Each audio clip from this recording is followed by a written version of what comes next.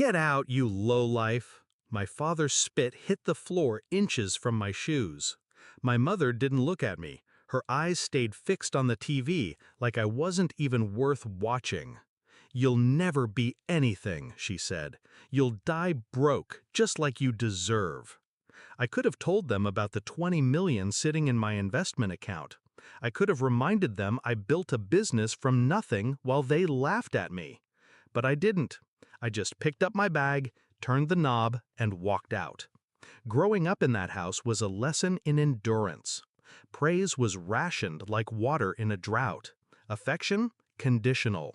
Every achievement was not enough. Every mistake was a prophecy fulfilled.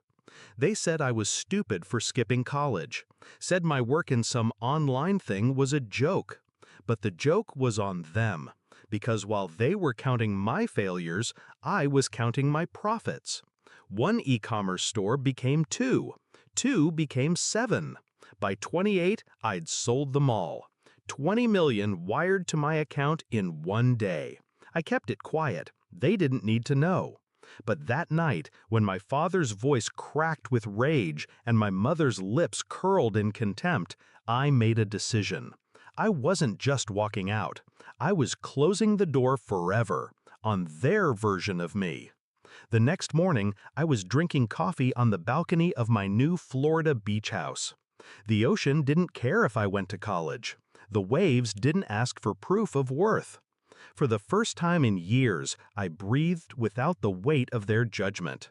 I didn't block their numbers. I wanted to see how long it would take. 3 days later, my mother texted, "Your cousin's wedding is next month. You're invited. Wear something decent." No apology, no acknowledgement. A week after that, my father sent a single message. "We need to talk." I ignored them both.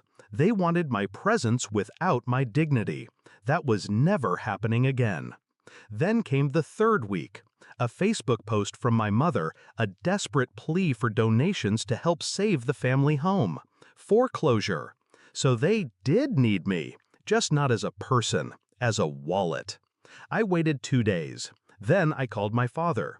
His voice was softer than I remembered. "Son, we're in a tough spot. The bank's taking the house." I let silence stretch until it felt like a rope tightening around his neck. Finally, I said, "I could help." I heard him exhale, relief flooding through the line. "But," I continued, "there's a condition." He didn't even hesitate. Anything. 3 days later, I was back in that house.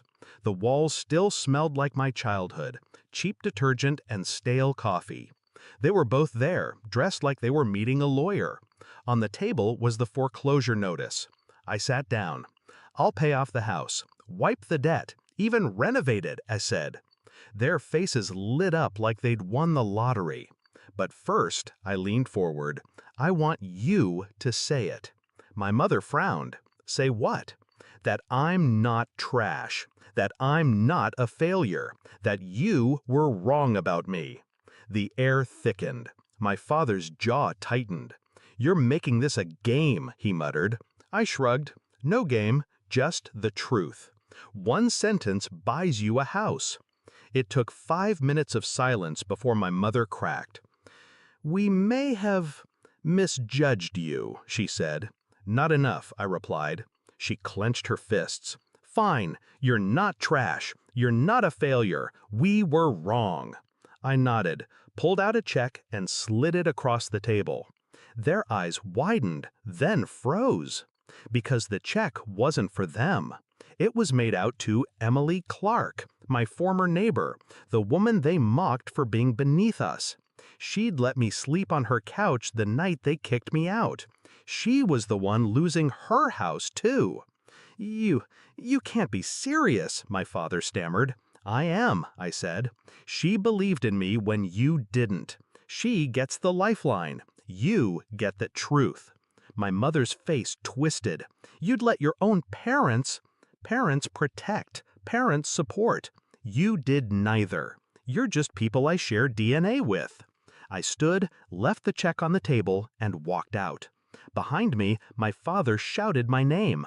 My mother cursed. I didn't turn back. A week later, Emily moved into her fully paid-off home. She invited me over for dinner as a thank you.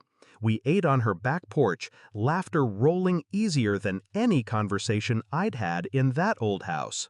Meanwhile, my parents' foreclosure went through. They moved into a cramped apartment across town. Word got around about the check and who I'd given it to.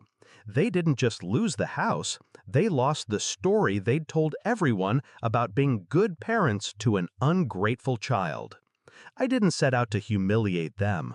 I set out to show them I didn't need them, and that the currency they valued most had never been money. It was control. Now they have neither. The ocean's outside my window again tonight, whispering its endless hush. I think about the last thing my father said before I closed their door for good. One day, you'll regret this. He was wrong.